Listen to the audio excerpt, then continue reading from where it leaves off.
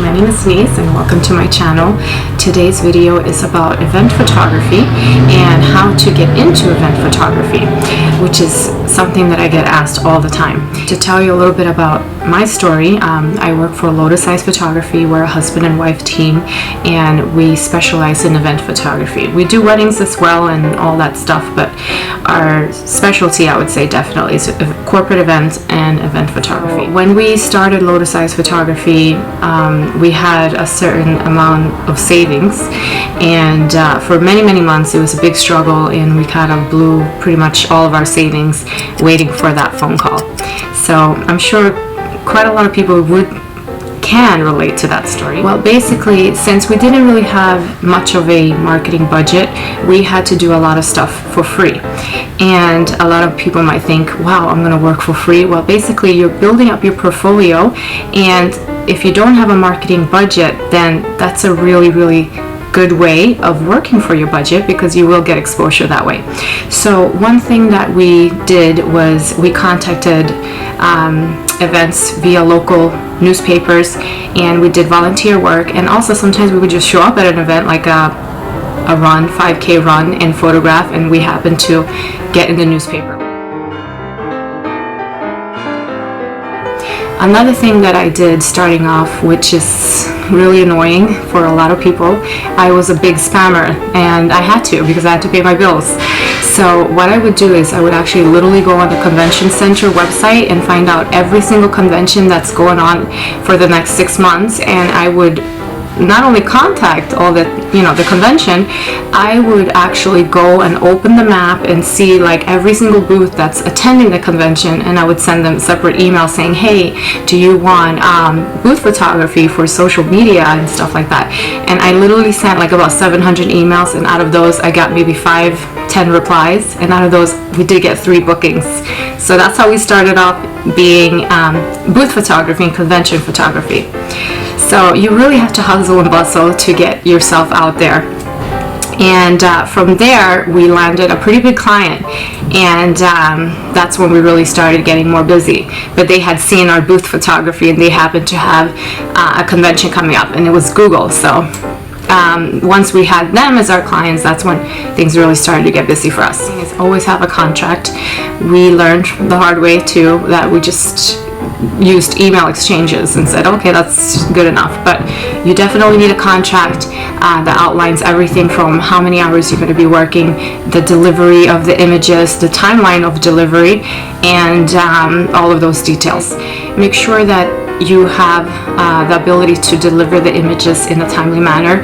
A lot of events will ask for within 48 hours, sometimes 72 hours, but a lot of the times they'll also ask for same-day pictures. So what we offer is a highlight gallery. We do charge extra for that, which enables us to send them 20 images before the end of the day so that they can have those ready for press release the next morning and for social media. Event photography is really different from weddings, and I think that if you get into it, you would really enjoy it. One thing that I can say is that you definitely have to dress the part. You're going to be most likely working with really high-profile people, and it's always better to overdress than underdress. A lot of coordinators that I've spoken to complain about other vendors not dressing professionally. You have the ability to deliver the images in a timely manner. A lot of events will ask for within 48 hours, sometimes 72 hours, but a lot of the times they'll also ask for same-day pictures. So what we offer is a highlight gallery. We do charge extra for that, which enables us to send them 20 images before the end of the day so that they can have those ready for press release the next morning and for social media. Another tip is you want to have a really good detailed outline of the event.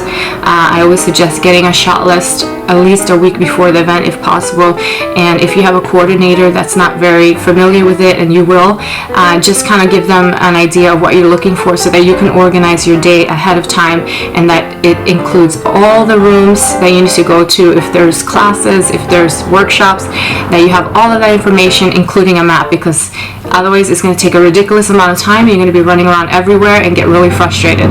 So be the professional and know exactly what your client wants and have a detailed shot list. For event photography, you have to kind of limit the creativity in terms of editing. They want very clean, simple editing. A lot of the times these marketing companies have been working for years with photography teams, and they just know everything about white balance and grain and all that stuff. So try and limit your editing to very crisp, clean pictures. High contrast is okay. A little bit of vibrancy is okay. If you are shooting with no flash, maybe the luminance up it a bit and kind of clean it up.